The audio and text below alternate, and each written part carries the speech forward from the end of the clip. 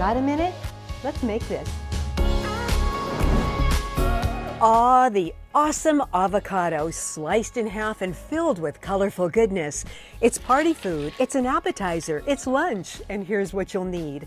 2 large avocados cut in half and scored, then carefully scooped out and placed in a bowl with a little lime juice so it doesn't turn brown. Now the shells get lime juice too, those are going to be your bowls.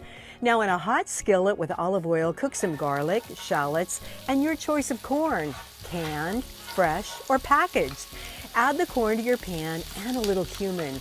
When that's cooked and cooled, pour it into a bowl. Now add black beans, red bell pepper, chopped mango, a little more olive oil for moisture, and cilantro, lime juice, salt, and pepper. Now I add the avocado last and gently stir it into the mixture.